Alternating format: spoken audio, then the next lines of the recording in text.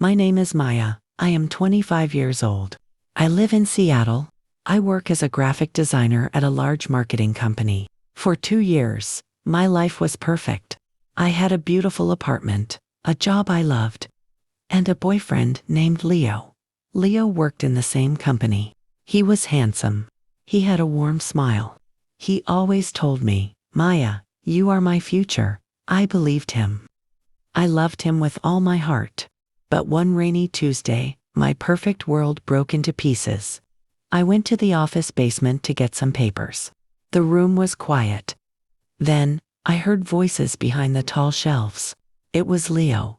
He was talking to Sarah. Sarah was the new manager. She was rich and powerful. I stopped. I listened. "Do you love Maya?" Sarah asked him. Leo laughed. It was a cold laugh. "No," he said. "Maya is nice, but she cannot help my career. I am only using her to finish the big projects. I want to be with you. Sarah, you can help me get the promotion." My heart stopped. My hands shook. The papers fell from my hands. They made a small sound. I ran away before they could see me. I went home. I sat on the kitchen floor. I cried for hours. The pain was too big. But then, the sadness stopped. It turned into something else. It turned into anger. I looked in the mirror. My eyes were red. I whispered to myself, "Leo, you used my heart. Now, I will destroy your career. I will have my perfect revenge." The next day, I put on a mask. I went to work. I smiled at Leo. I pretended everything was normal. "Hi, honey," Leo said. He kissed my cheek. It felt like poison. "Are you ready to help me with the new Tesla project? If the director loves it, I will get the big promotion next week." "Of course, Leo," I smiled. "We are a team.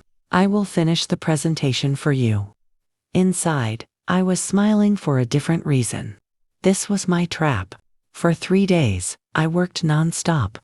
I made a beautiful presentation. It was perfect. But on the last night, I made a secret file. In this file, I put all of Leo's past mistakes. I found proof that he stole project ideas from other workers. I also found emails where he talked badly about the company director. I put all this dirty information inside his presentation folder. The day of the big meeting arrived. The company director, Sarah, and Leo were all sitting at the big glass table. I stood at the back of the room. Leo stood up. He was confident. "Ladies and gentlemen," he said, "this is my project." He clicked the remote control. The screen opened. But it was not the project. It was the secret file. Suddenly, big text appeared on the screen. It showed Leo's private emails. It showed his lies. The room became completely silent. The director's face became red with anger. He stood up and shouted, "Leo, what is the meaning of this?" Leo turned white. He looked at the screen. He looked at the director. Then, he looked at me at the back of the room. I did not smile. I just looked at him with cold eyes.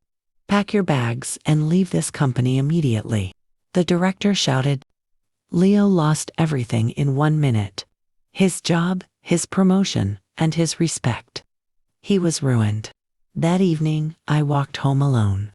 The streets were quiet. I won. My revenge was perfect. Leo was gone. He was crying when he left the building. I should feel happy. I should celebrate. But I did not feel happy. I opened the door to my apartment. It was dark and empty. I sat on the sofa. I listened to the silence. My heart still felt heavy. The pain was still there. Revenge did not fix my broken heart. It only made my soul feel dark and dirty. I used my time, my energy, and my talent just to hurt someone else. I became a cold person, just like Leo. 2 days later, I met my grandfather in the park. He is a wise man with gray hair. He saw my face and asked, "Maya, what is wrong? You look lost." I cried and told him everything. I told him about Leo's lie, and I told him about my revenge. I punished him, Grandpa. But why do I still feel so bad? Grandpa smiled sadly. He touched my hand. Maya, he said gently, revenge is like drinking poison and waiting for the other person to die. It does not heal you.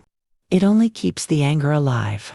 You cannot build a beautiful future if your hands are full of stones to throw at your past. His words hit my heart. I looked at the green trees. I realized the truth. I was free from Leo, but I was a prisoner of my own anger.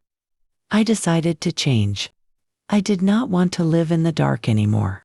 The next week, I resigned from that marketing company. It had too many bad memories. I found a new job at a small, friendly design studio. The people there were kind. They laughed a lot. I stopped checking Leo's social media. I blocked his number. I stopped thinking about what he was doing. One day, I saw Leo at a local supermarket. He looked tired. He wore simple clothes. He was no longer the proud man from the office.